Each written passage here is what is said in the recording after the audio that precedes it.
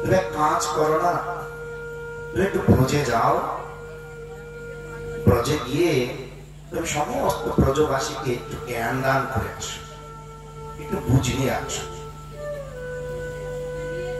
ঠিক আছে, কৃষ্ণ বলছে আমি অবশ্যই যাব। উদ্ধব আসলেন, সর্বপ্রথম গোকুলে আসা। গোকুলে এসে উদ্ধবকে দেখে সবাই আনন্দিত হলেন, কৃষ্ণের খবর জানতে পারবে। কৃষ্ণের ন্যায় মাতা পিতা উদ্ধবকে সেবা করতে লাগলেন। আর উদ্ধব বোঝাচ্ছে, নন্দ মহারাজ আপনার সন্তান কৃষ্ণ স্বয়ং ভগবান, তাই তার প্রতি ক্ষোভ না করে আপনাদের উচিত জ্ঞানের আরাধনা। নন্দ মহারাজ বলছে, বাবা উদ্ধব, স্বয়ং ভগবানই যদি আমার সন্তান হয়, সেই ভগবান আমার বাড়ি থেকে চলে গেছে, তারপরে তুমি কোন জ্ঞানের কথা বলছো? সেই জ্ঞান প্রাপ্ত হলে আমার আনন্দ হবে। আমার কোনো জ্ঞান দরকার নেই, ভগবান আমার বাড়ি ফেরত আসলেই। উদ্ধব বলছে, আমি তোমাকে বোঝাতে পারবো না, তোমাদের মধ্যে জ্ঞান নেই। উদ্ধব ওখান থেকে চলে আসলেন বৃন্দাবন, গোপীদের কাছে। বৃন্দাবনের জায়গাটি নাম হচ্ছে জ্ঞান গুদুরি, যেখানে উদ্ধব গোপীদের সঙ্গে মিলিত হয়েছিলেন। আর সেই জ্ঞান গুদুরি ঠিক বৃন্দাবনের লালাবাবু মন্দির আপনারা দেখেছেন, সেই লালাবাবু মন্দিরের পিছনটাই জ্ঞান জ্ঞান। গোপেশ্বর মহাদেব মন্দির এই দিকটা জ্ঞান। লোকে যায় না সেখানে, অনেক লোক চেনেন না। সেখানে গোপীগণ কৃষ্ণ বিরহে প্রলাপ বকছে, শুকিয়ে গেছে, স্নানাদি করছে না, অঙ্গেরা করছে না, শ্বাসঘোষ করছে না, খাচ্ছে না। কৃষ্ণ আসলেন, কৃষ্ণকে দেখে সবাই গাত্রোত্থান করে জিজ্ঞাসা করল আর বলল, তোমরা একটু জ্ঞানের আরাধনা করো না। জ্ঞান বলতে জ্ঞান মানে অহম ব্রহ্মাস্মি, অন্তে গিয়ে আমি ব্রহ্মে লীন হয়ে যাই, সেখানে ভগবান থাকবে না। আমরা ভগবানে লীন হলে ভগবান থাকবে না, সেবক থাকবে না, সেবা থাকবে না। ভগবান নেই, ভক্ত নেই, ভক্তিও নেই। তাহলে কথা হচ্ছে সেটা পেয়ে হবে থাকবে, কিছু হবে না। ভক্তিতে তিনটি বিষয় জড়িত, ভক্ত, ভগবান, ভক্ত। সেব্য, সেবক, সেবা। সেবা নেই, আনন্দ। আর যখন গোপীগণ উদ্ধবকে লক্ষ্য করে বলছে, উদ্ধবকে গোপীগণ বলছে, তোমাকে কে বললো যে কৃষ্ণ আমাদেরকে ছেড়ে গেছে? বললোটাকে? তুমি যে আমাদের জ্ঞানের আরাধনার কথা বলছো, আমরা কৃষ্ণ সেবাতে যতটা খুশি, জ্ঞানে তুমি সে ভগবানের হাত পা নেই, স্বরূপ নেই, কথা বলে না, দেখা যায় না। আমাদের ভগবান কথা বলছে, দেখা যাচ্ছে, সঙ্গে আছে। তুমি কোন জ্ঞানের কথা বলছো? আর তোমাকে কে বললো কৃষ্ণ আমাদেরকে ছেড়ে গেছে? তুমি একটু ভালো করে দেখো তো।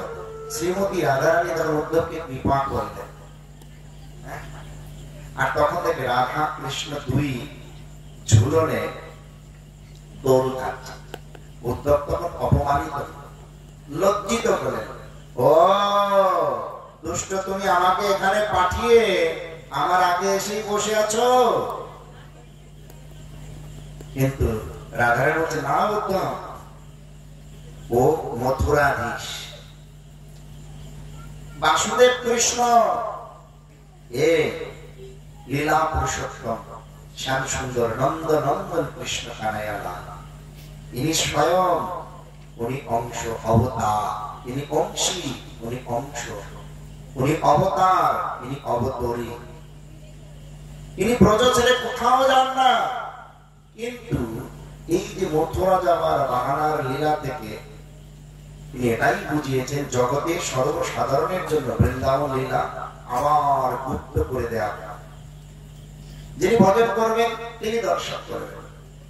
বাকি কৃষ্ণের এই গোকুলের সঙ্গে মথুরা যাওয়াতেই ব্রজের লীলার অন্ত হয়েছে, কিন্তু এখনো সেই লীলা চলছে।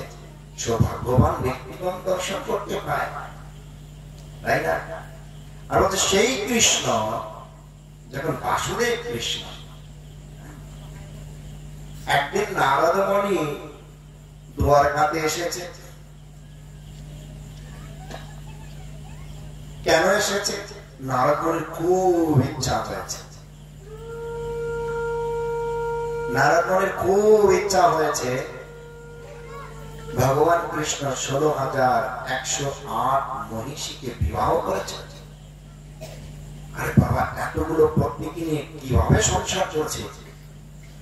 হ্যাঁ, দেখবেন সংসারে একটা পত্নী তাই লোক হিমশিম খেয়ে যাচ্ছে, তার আবদার মেটাতে পারছে না, অন্যের সঙ্গে কেউ চলে যাচ্ছে, তার আবার সংসারে অশান্তি লেগে আছে, দুজনের মিল হচ্ছে না, দুজনের মিল হচ্ছে না। একটি বিবাহ করে নারদের মনে বিচার হলো, এত পত্নী নিয়ে কি করে সংসার চলছে? তাই নারদ মুনি চুপি চুপি প্রথমে রুক্মিণী দেবীর ঘরে গেলেন। গিয়ে দেখে রুক্মিণী দেবী অত্যন্ত শ্রদ্ধার সঙ্গে সিংহাসনে অর্থাৎ বিস্তার খাটিয়াতে বসিয়ে কৃষ্ণের পদসেবা করছে, ঠিক যেমন লক্ষ্মী দেবী। দেখে খুব খুশি হল, সুন্দর, ভগবান খুব আনন্দে আছে। লক্ষ্মী দেবী যে সকল ঘরে সতী সাধ্বী পত্নী পরিশ্রান্ত হয়ে তার পতি দেবতা যখন ঘরে আসে, তারাও যদি তাকে এইভাবে সেবা করে, তাহলে দেখবেন আপনার পতি খুশিতে গদগদ হয়ে কি হবেন কিনা বলুন। কিন্তু স্বপ্নেও ভাববেন না কলিকা হবে না, স্বপ্নেও ভাববেন না। ওটা অপ্রাকৃত লীলা, এটা কলির বৈভব। এই কলির প্রভাবে সেটা ভাবাটাও মুশকিল। এইভাবে নারদ বলে, এটা তো দর্শন হলো, এবার সত্য ভামার ঘরে চল। এক এক করে নারদ প্রত্যেকটি ঘরে যাচ্ছে, সব ঘরে একই সঙ্গে কৃষ্ণ বিরাজমান। এটাই কৃষ্ণের ভগবত ভুয়া, কোন জীব পারবে না। কৃষ্ণ সর্বত্র বিরাজমান, সব ঘরে বিরাজমান, সব ভক্তির কাছে বিরাজমান, সবাই কৃষ্ণকে সেবা করছে। সেখানে দেখছে কৃষ্ণের ছোট শিশু সন্তান কান্না করছে, ঠিক যেমন একজন পিতা কান্নারত সন্তানকে সোনারে বাবারে বলে ঠান্ডা করে কোলে নিয়ে ঘরের মধ্যে ঘুরছে, ঘরের এপাশে যাচ্ছে ওপাশে যাচ্ছে। নারদ মুনি দেখে মুসকে মুসকে হাসছে, হচ্ছে নারায়ণ নারায়ণ। এখানে ওর কি দেখলাম রে বাবা? এখানে দেখি শিশু সন্তান রক্ষণাবেক্ষণে ব্যস্ত। আর একটি ঘরে গিয়ে দেখছে কৃষ্ণ শুয়ে আছে।